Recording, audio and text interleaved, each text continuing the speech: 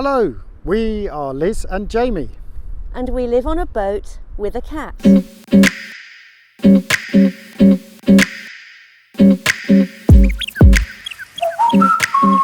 In last week's episode, we make contact with the skipper of the boat that crashed into the back of Esper. We come to a compromise brokered by the police on PP Island and leave with everybody happy. We head south with new sailing buddies American and Alicia aboard sailing yacht Synchronicity and aim for Koh Ha Yai, otherwise known as Five Islands. We tie up as a squall approaches.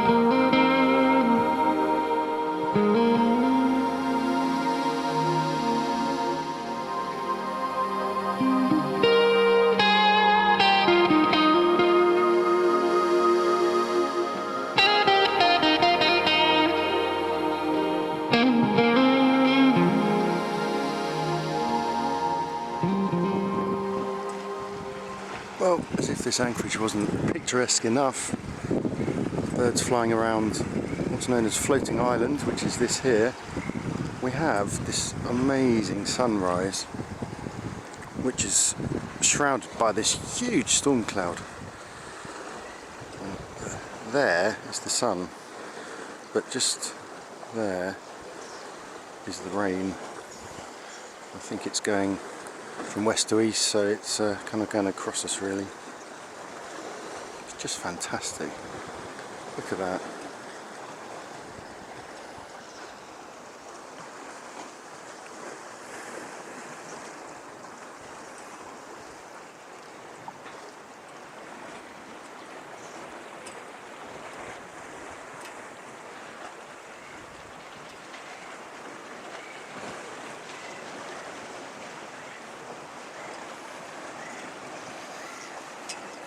So we're in about 15 metres, I think, 15 metres depth, so we're on this mooring buoy. This is a government-laid mooring buoy put down by the National Park Trust. It's pretty close to the rocks. I mean, it's designed as a day anchorage only, so as you swing around you do come quite close to these rocks here. I don't know if you can see, but American and Alicia aboard Synchronicity are just tucked in round the corner there.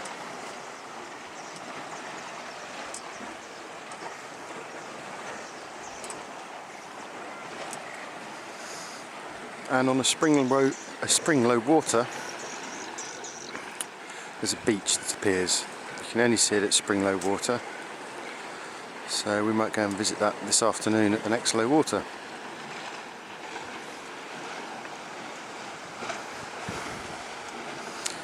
If there is one word I hate more than any other word that's overused and abused, it's the word awesome. I make a point of not using the word awesome, except when it comes to stunning vistas like this. This is truly an awesome anchorage.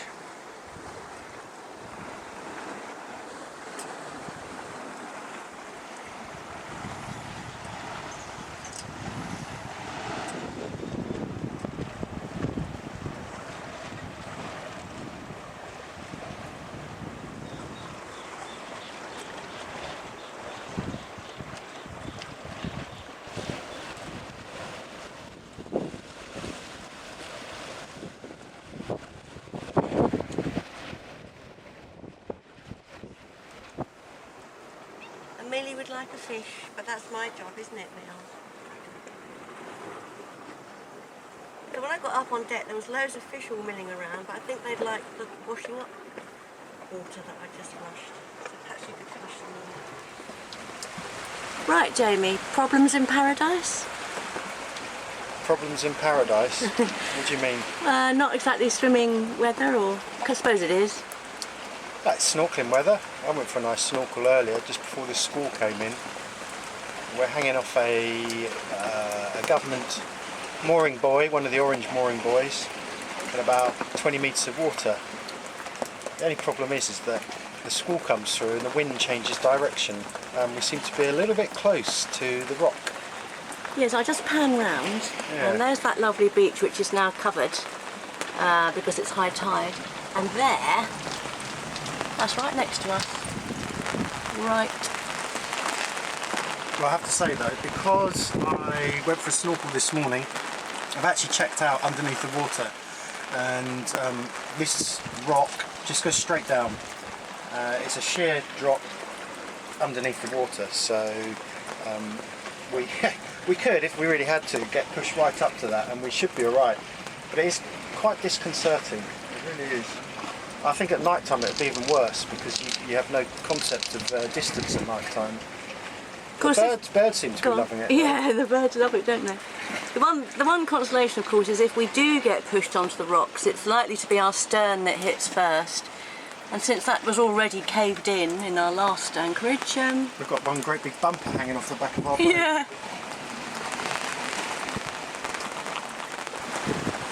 Liz, earlier you were talking about the birds, and you mentioned the fact that they were pelagic.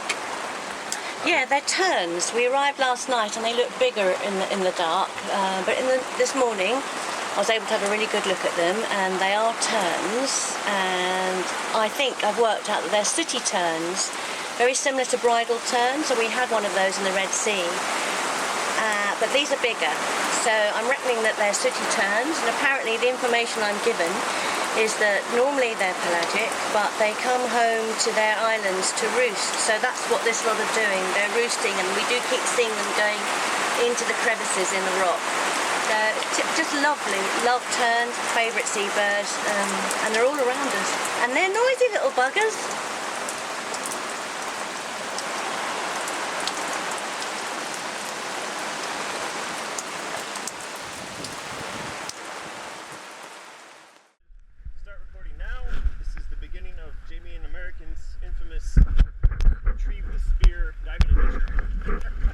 After the morning squall, American radios through to Jamie and invites him on a retrieve the spear diving adventure. Koh Ha Yai is a famous dive spot, so the guys make the most of American's full tanks. Okay, ladies and gentlemen, this is where we're going to go.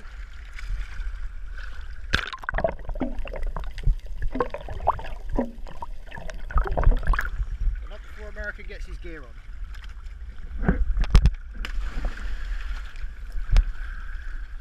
The purpose of this dive is to retrieve a lost spear from American's spear gun, which went overboard.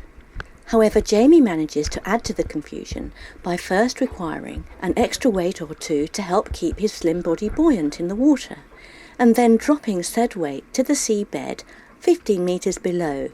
So now they're on a retrieve the spear and weight diving adventure.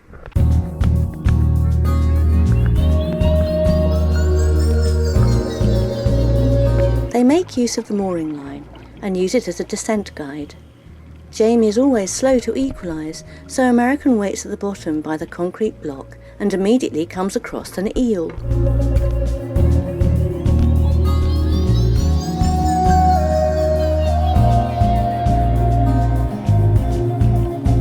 With Jamie down, the pair make their way towards the first bommy that surrounds the rock face above water.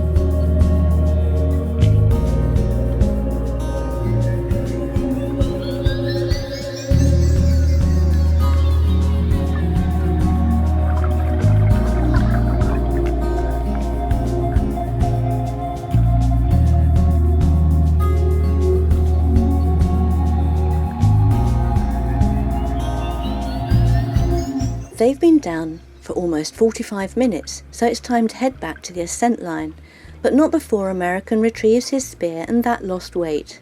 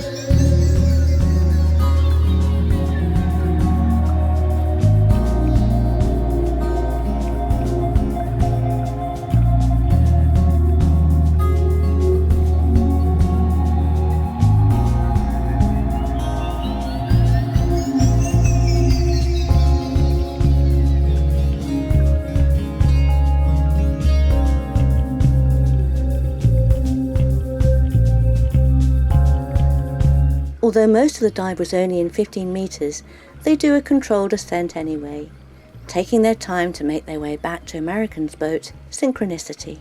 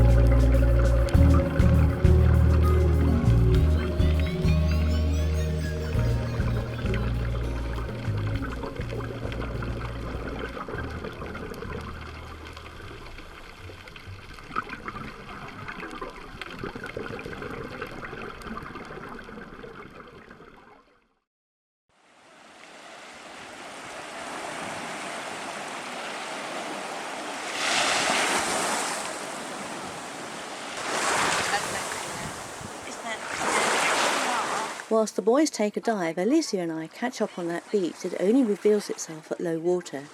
We put the world to rights. We spend ages on the shore chatting as the warm water laps around us. I mean, it's just ridiculous. We have so much waste. Yeah. It's shocking to go into these major department stores and Walmarts and what have you, and I'm just like, we don't need that many things. You two know, you live so simply, and life simplified is beautiful, and I think a lot of people are much happier with less things, Couldn't agree more. But yeah, we're just creating so much waste for nothing.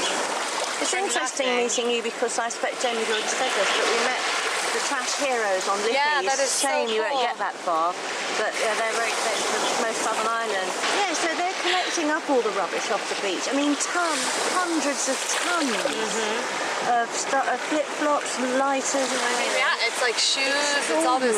Yeah. It's wonderful what they're doing. Yeah, and then they're sending it off for recycling, and there are people who are doing the sort of thing you're talking about. They're taking old lighters and flip-flops and turning them into objects. And art. A lot of people. We talk about the Trash Hero project we came across on Koh Lipi, where locals and tourists get together to clean the beaches and donate the rubbish to recycling projects around Thailand. It turns out that Alicia is involved in a similar project back in the States with the Tiki brand of activewear. Tell us a little bit about that brand, the Tiki Tiki's brand. an activewear line made out of recycled water bottles, and made in Los Angeles. It's an incredible they've created an incredible global community, people who care about Mother Earth and want to see her well. And I know that on this sail trip, I've been absolutely devastated by how many plastic bottles I've seen floating in the ocean and on the shores. I mean, I feel like sick about it, really. And so it makes me, think back to my dear friends and to the people at Tiki, trying to hack that issue and at least, creating beautiful clothing out of pollution, really. Specifically plastic bottles, or do they use all kinds of things? I don't know. From what I know, you can go to their website, teki.com, teeki.com. But I know on the tag of the clothing it says PET. A blend of PET and spandex, and then there's some of their leggings that have more cotton than spandex. Super comfortable. You can wear them surfing in the water, to yoga, anywhere. And so yeah, I've been modeling for them and working with them to raise awareness. Worldwide? Yes, yeah, and online. Today has been an extraordinary day. From anchoring among nesting birds close to the rock faces, seeing off squalls, diving among the many coral reefs and chatting on the shore. Koh Ha Yai goes down as one of our favourite anchorages of all time. In the next episode, however, you'll find out how American brings us all back down to earth, putting Alicia off her dinner in the process. Alicia, you looking forward to dinner? Follow the boat! Follow the boat!